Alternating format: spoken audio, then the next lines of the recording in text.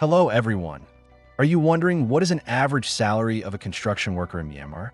Let's explore. Construction jobs remain a key part of urban development and rebuilding efforts. The average annual gross salary is about $3,000, which is $250 per month. After taxes, this becomes around $2,500 per year, or a little over $200 per month. In large cities like Yangon or Mandalay, salaries are usually higher compared to rural areas where wages are more limited. Entry-level workers might earn around $2,000 per year, while those with more experience can reach $4,000 or slightly more.